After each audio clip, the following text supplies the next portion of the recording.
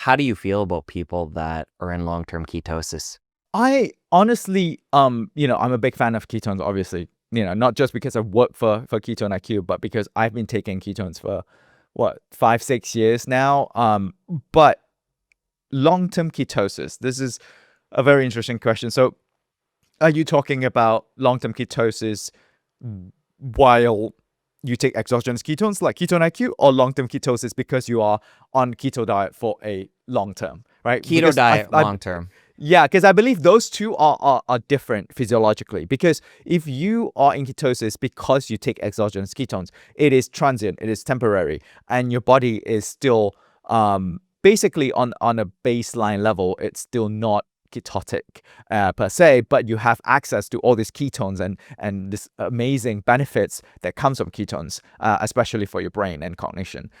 While if you are on an overhaul of your lifestyle and diet, meaning you're on a keto diet, you are essentially changing your entire lifestyle. You're changing your metabolic pathways, essentially. And that's why I say to people, while ketones are great, there are uses in both exogenous ketones and keto diet. There are places where if you need to literally overhaul your system and making sure that you are reversing your insulin resistance, for example, exogenous ketones are not going to be that helpful for you.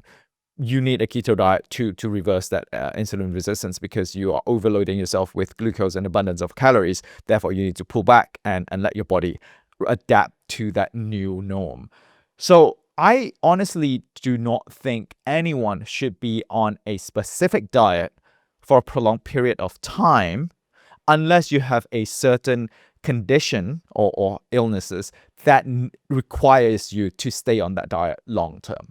Because I feel like the body, because we're talking about metabolic flexibility here, right? So what actually gives us the flexibility is to actually give our body the different fuels that it needs in order to maximize and optimize outcome. If you are on a keto diet for a long time, you are essentially starving your body from glucose, which in some cases will be good for people who are insulin resistant, for people who want to lose weight. And then once you get to that goal, I think it will be important for you to allow your body some form of glucose in order to retrain your body to be able to metabolize glucose, because our bodies are designed that way. It is designed to be an omnivorous sort of organisms where we would eat anything and everything, and we are also designed to metabolize all different types of fuel. While we can function optimally and perfectly fine on just fats and ketones, but over long term, I've seen some anecdotal examples where people's bodies start to go against that. They might have some inflammation problem, they might have some energy problem, or there's some some plateaus of fat loss that they couldn't get rid of because their bodies are so used to fat and store fat rather than burning fat after the initial fat loss phase, that they find it difficult unless they put in some carbs and allow their body to increase the insulin, because then insulin will also play a role in like muscle building, metabolic rate increase and stuff like that. Okay, I hear what you're saying there. The pushback would be our body can make glucose. Is that not enough for what we need? You gave an example before about sprinting for a bus. Mm-hmm. Bring that in. Yeah. No, that's a great point.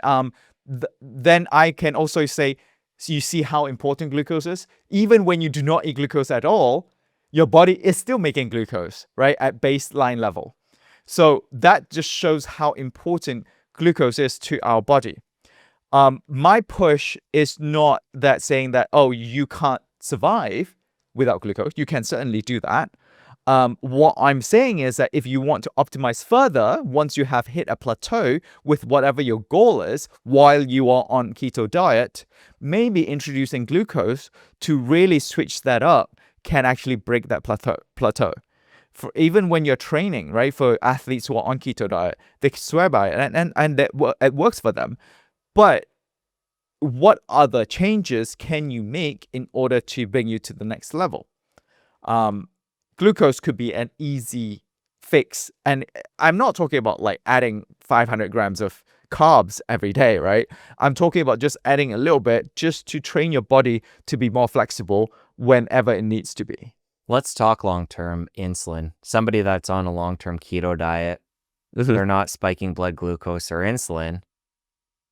What happens to that insulin response over time?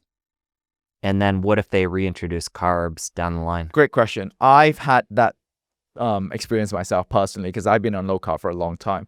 So when I did the oral glucose tolerance test, I essentially had what they call a reactive hypoglycemia.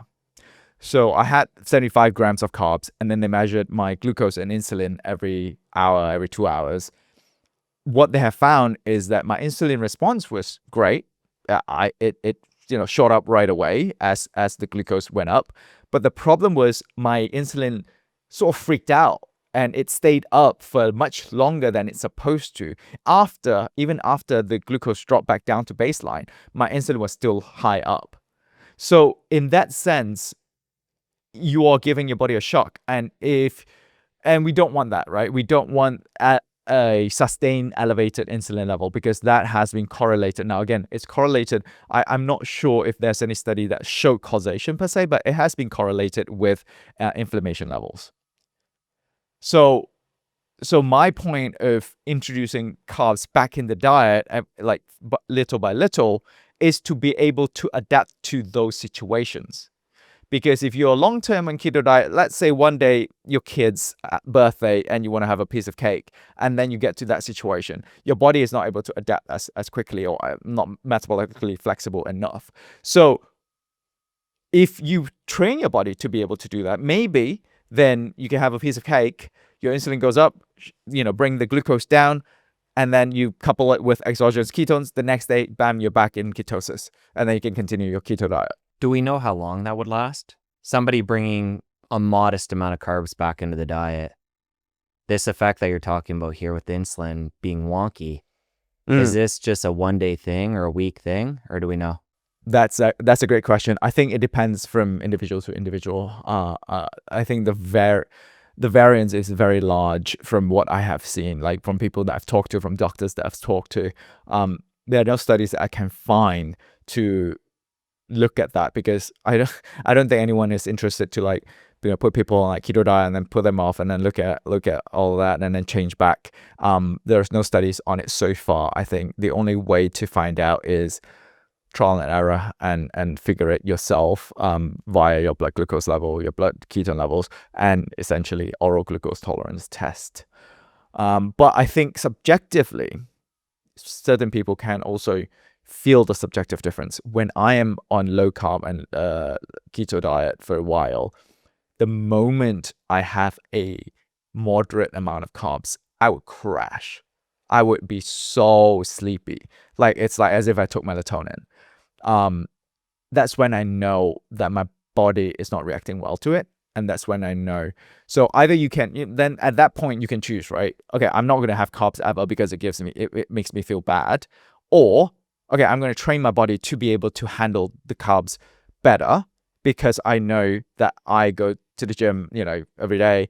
I work out every day. I need that energy level from the carbs, and it makes my lifts better. And some people say, oh, I don't need the carbs. My lifts are great anyway. And you can continue on the keto diet. So you can choose. There's no right or wrong answer here. I feel like it depends on your goal. It depends on your metabolism. And it depends on how sustainable it is for you.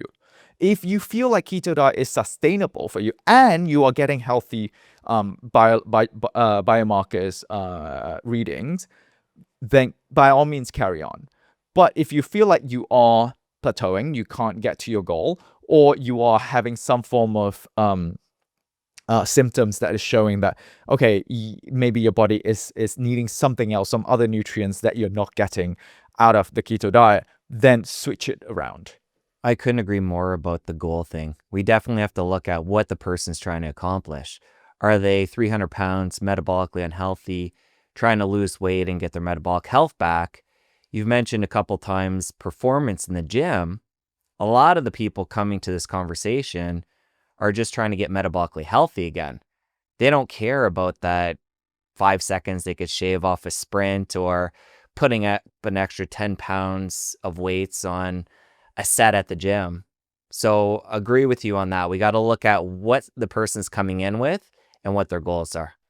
Oh, absolutely. I mean, I worked with special forces where if they get 0.125 seconds on reaction time, that's life and death situation. So they would do whatever it takes to increase that performance, right? Same thing with Olympians and athletes. They would do anything to increase that 2 seconds because that's between a gold and a silver medal. So, but also remember, even as, you know, just non-athlete, non-special forces people, normal folks like us, our goal post shifts all the time. And, you know, let's say you're 300 pounds, you're trying to lose weight. Once you reach to 200 pounds, it does change a little bit, the goalpost. Maybe now it's not fully fat loss. Now, maybe you want to put on some muscles too, because the muscle mass would also help with increased metabolic rate and therefore increased fat burning passively, which makes your life easier. So instead of having to walk 2 hours every day, you maybe have to walk an hour and a half and maybe put some weightlifting sessions in like half an hour, right? So the goalpost change, it stands, you know, the reason stands that your approach should also change with the goalpost, because your body is a very flexible, very malleable thing. And whatever you change to your body, the initial shock value to your body is what you're trying to get here, that your body is like, okay, there's a change here, I need to adapt.